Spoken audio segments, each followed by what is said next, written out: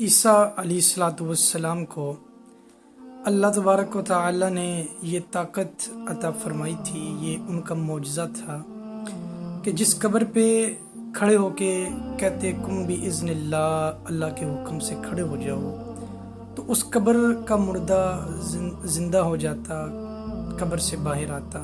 یہ حضرت عیسیٰ علیہ السلام کا معجزہ تھا۔ تو بہت سارے اس وقت کے بھی لوگ تھے جو حضرت عیسیٰ روح اللہ کو نہیں مانتے تھے۔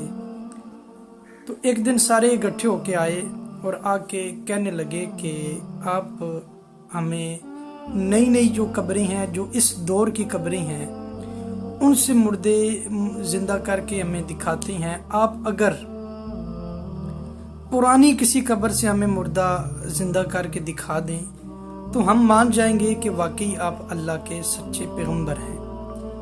تو عیسیٰ علیہ السلام نے کہا ٹھیک ہے، آپ جس قبر پہ مجھے لے جائیں گے میں اللہ کے حکم سے زندہ کر کے آپ کے سامنے اسے کھڑا کروں گا۔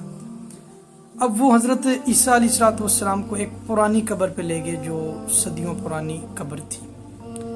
قبر پہ جا کے حضرت عیسیٰ علیہ السلام نے کھڑے ہو کے کہا کم بِإِذْنِ اللہ، اللہ کے حکم سے کھڑے ہو جاؤ۔ وہ قبر کھلی، اس قبر سے ایک مردہ باہر آیا اور زندہ ہو گیا۔ اس کی سفید داڑھی، سفید بال۔ عیسیٰ علیہ السلام نے گفتگو کی اور اس سے پوچھا کہ تم کون ہو؟ تو اس نے بتایا کہ میں حضرت شیث علیہ السلام کا بیٹا سائم ہوں۔ عیسیٰ علیہ السلام نے اس سے کہا کہ آپ کے دور میں تو بال سفید نہیں ہوا کرتے تھے، تیرے بال سفید کیوں ہیں؟ سر کے بال سفید ہیں، داڑھی کے بال سفید ہیں، پورے بدن کے بال سفید ہیں، یہ بال سفید کیسے ہو گئے؟ تو اس نے کہا کہ میں قبر میں سو رہا تھا، صدیاں گزر گئی، میں قبر میں آرام کر رہا تھا۔ اچانک جب آپ نے کہا اللہ کے حکم سے کھڑے ہو جاؤ، رب کا حکم ہوا کہ کھڑے ہو جاؤ، قبر کھلی، میں ڈر گیا قیامت تو نہیں آ گئی۔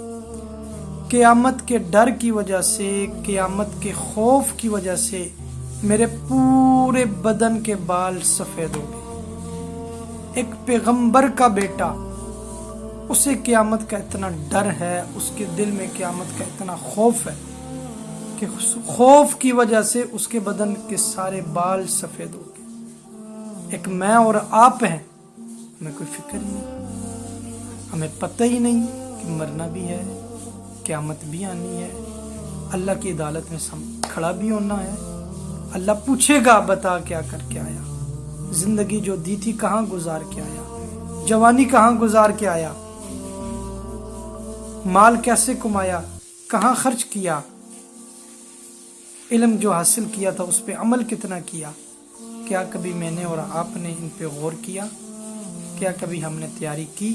اگر نہیں کی تو تیاری کر لیں۔